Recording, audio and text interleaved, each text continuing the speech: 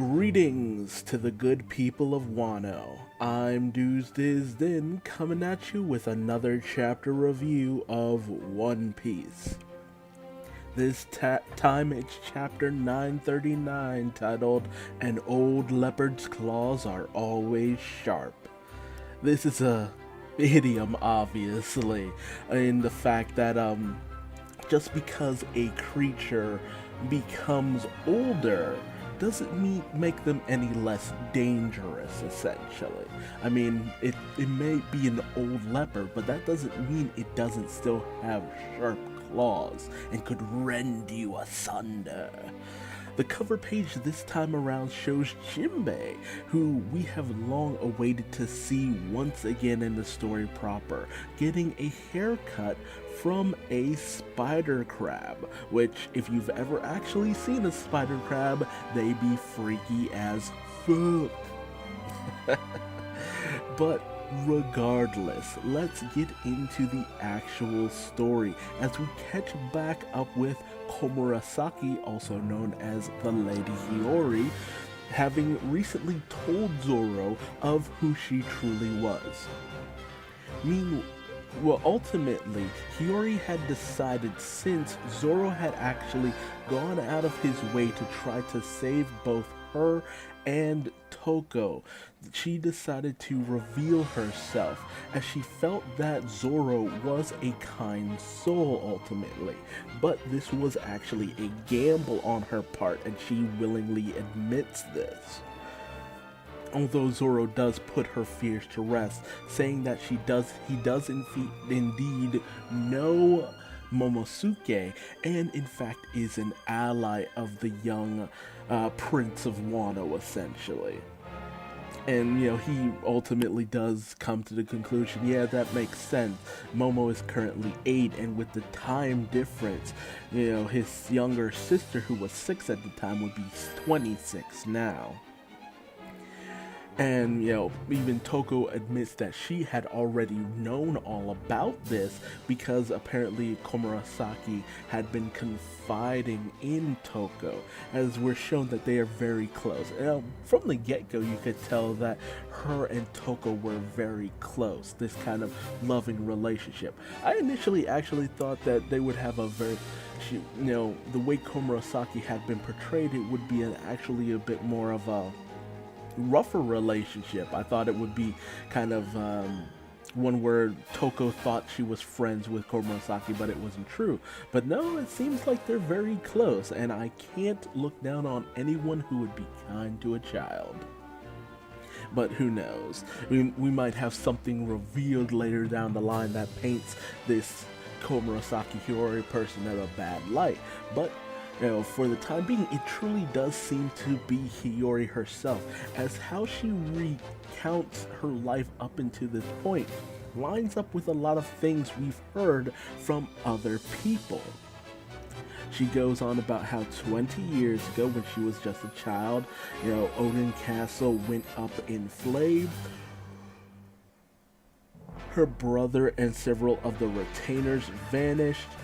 She confirms that Oden died, Toki died, how she lost everything there and then, and that the rumors of her brother's return went on for 20 years. She had a hard time holding out hope, because, when you're growing up through all of this, at least around when she hit her teens, she would have completely given up on the idea that any members of her family would have actually come to rescue her.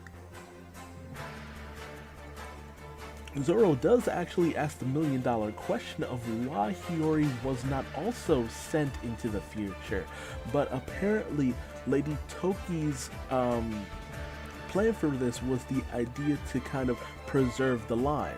So if something should happen to Momosuke when he got into the future, there would also be Hiyori living out her days in secret for the most part, and she would be kept safe by one of the retainers who stayed behind, namely Kawamatsu the Kappa. A lot of people had theories on this, especially after we had heard his laugh, which was Kappa pa pa pa, which is a dead giveaway. Like, Oda is nothing if not subtle in weird ways.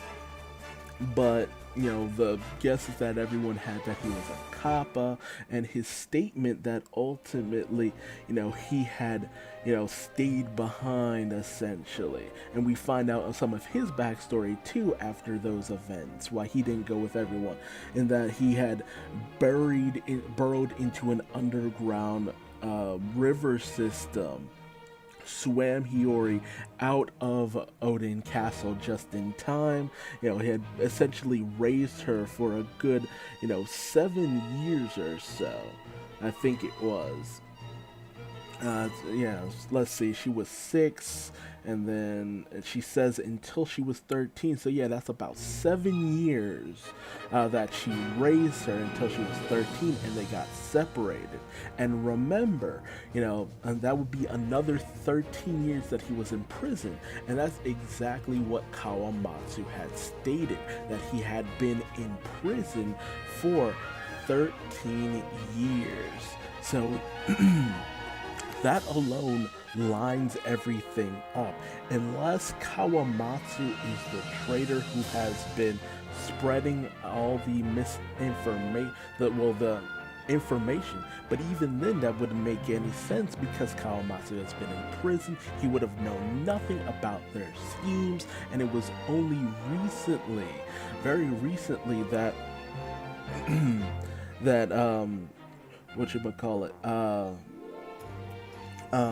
Raizo had met up with Kawamatsu. So it feels like a lot of things just add up.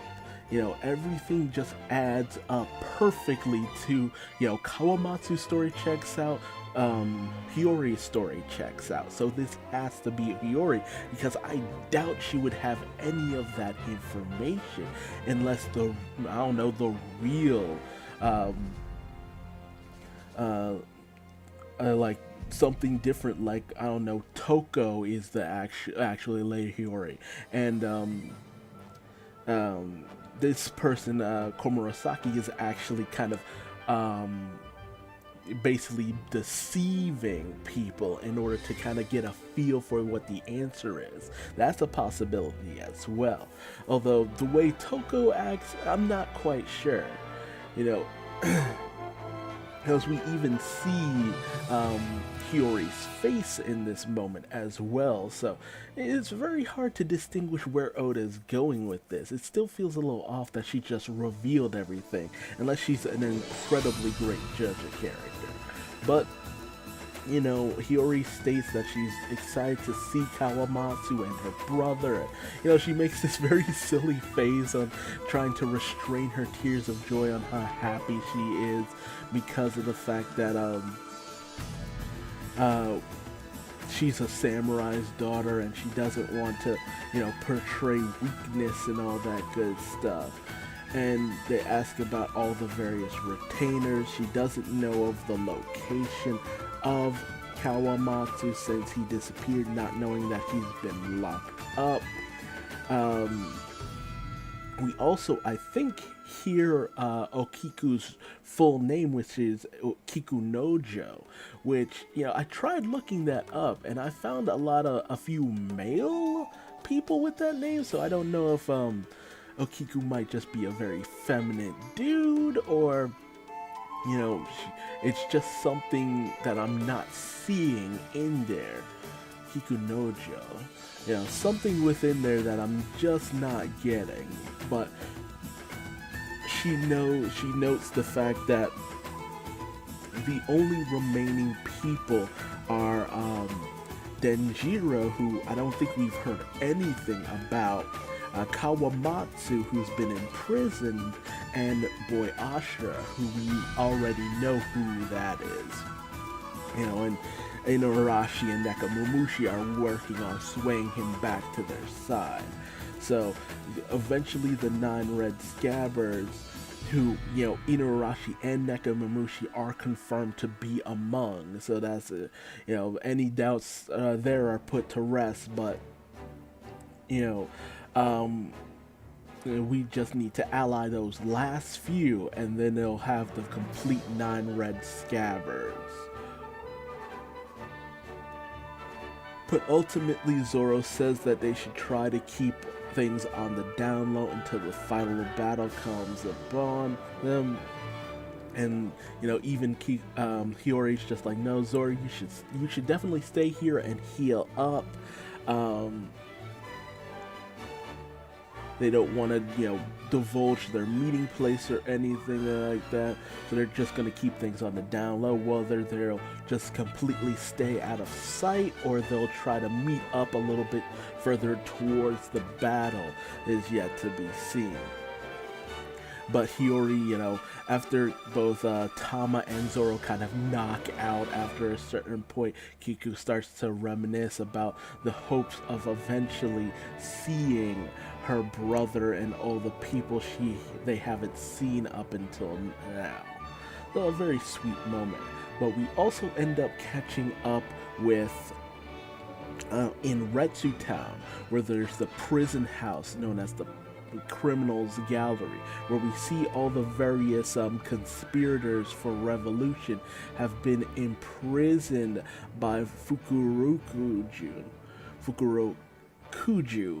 Oof, that name is so hard to say. But we still haven't gotten confirmation on who it was who revealed all of that information on the rebellion, with beat up Beppo, Penguin, and Sachi, lamenting the fact that everyone probably thinks they've talked, which ultimately, Shinobu does prove that yes, at least someone does think that they were the ones who gabbed about the plots or the machinations of the the revolutionary group here in Wano. Meanwhile, we then cut back to the Udon mine, where we see Kawamatsu kind of wishing to try his hand at the sumo battle as well, and we even see that he's still wearing his cloak and the straw hat and all that. So it kind of makes me wonder, it's just like, man, we are really just gonna milk what he looks like until now. It's like Oda's just working on it in the background until he can find something that he's completely satisfied, and then he'll reveal what Kawamatsu looks like. But Luffy is now going up against Alpaca Man and Madillo Man, who's an armadillo smile user, and who's actually wielding guns, in fact. But this is still just training to Luffy, where Luffy is even going as far as to use his advancing armor observation haki to give Old Man Hio instructions on how to dodge between the bullets of Madillo Man and dodging Alpaca Man's spit, and goes into headbutt Alpaca Man as well. So it's showing that his observation haki is slowly advancing to the point where it's getting closer and closer to being on par with Katakuri eventually at some point. And Old Man Hio is actually fairly impressed by this, as Luffy continues to give him instructions. Meanwhile, Luffy is trying his best to get out that force field that he had saw various other haki users demonstrate. And as he basically carries around Old Man Hio, kind of like Yoda, a straight up Yoda moment, Hio inquires as to what exactly Luffy is doing, because Old Man Hio doesn't want to be a burden to Luffy, but he does question why it seems like Luffy is essentially training. And Luffy calls out, it's just like, yeah, that's essentially what I am doing. I'm trying to figure out this technique that'll help me break through Kaido's tough exterior, his dragon scales and all that good stuff, because we've seen this force various times. The ones that Luffy remembers that used minimal physical exertion, like with Rayleigh and his demonstration with the elephant, or I think it was Shutenmaru, I think his name is, with his kind of sumo pushes, where he was one of the first people to truly lay the smackdown on Luffy and show off the abilities of haki, that advanced form of haki. And I even think that moment where all the admirals had put their hands out to create this force shield. That was also that same kind of form of Haki, this invisible armor, as Rayleigh had stated.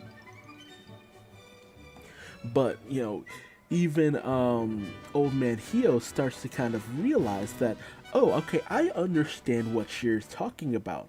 And then we actually get an explanation that harkens back to Zoro's old master, who talked about an ability of certain swordsmen where you could cut anything. This is something that we actually remember all the way back in Alabaster, where, when Zoro was going up against Mr. One, and I think Zoro was showing a little bit of Haki there too, in terms of both observation and also a form of armament with how he was able to cut steel. He used a more minuscule form of steel learning for a certain amount. Because it was the concept of, a good enough swordsman can cut steel when he needs to, and can cut nothing when he wants to. As in, you could manage to not cut a thin piece of paper because that is your choice. Even using an insanely sharp sword that can cut through anything like a hot knife through butter, you can manage not to cut something simply through willpower alone, which ends up showing off that he actually, we might have Zoro's master also kind of hail from this island, Kyoshiro, Master Kyoshiro. So, I mean, this kind of felt like a lot of people were predicting this, especially since his dojo seemed to be something that, seemed more in line with Wano, if nothing else. And so, Old Man Hio explains that this ability is called Goken, and he feels that this might be something that he can teach Luffy, as while his observation Haki might not be as good as Luffy, Old Man Hio goes up against Alpaca Man, and while he does armament up his hand, he does at the same time send out that same kind of force blast that knocks out Alpaca Man. And meanwhile, Queen is eating this stuff up along with his, lunch that he brought oodles and oodles of that, Big Mom's gonna fight him over. But, Hio is determined and says, I just might be able to help you learn it. And Luffy's just like, yes, that is exactly it. So Luffy will get an upgrade to his Haki, and this might actually end up incorporating into Gear 5th should we go that route. So this is going to be very interesting to see, to have these connections made, because I didn't initially make a lot of these connections. I never, truly made that connection with Zoro and his master, since, that was all said and done. The whole cut and steal thing felt like such a long forgotten concept, but it was pointed out to me by another YouTuber, and it was just like, oh snap, I never even thought about that. All these different concepts just coming into play as time goes on. All these little hints of Haki, which ultimately I don't quite think that, Oda knew he was going to go this route from the get-go. It's just that he saw all the threads he had already had in place, and he was just like building on it as it went. He was building towards something that he incorporated as time went on. So it's great to see an older concept just resurface in such a fun and interesting way. But that's the end of the chapter. Tell me your thoughts in the comment section below. What was your favorite part of this chapter as a whole? How do you feel about Lady Hiyori and her story? Do you feel that it is true? What do you think Kawamatsu is going to look like? Cool or goofy? Tell me your thoughts. And how do you feel about the whole trader situation? Who do you think is the ultimate traitor here? Who was the one who sold out the revolt against Odin?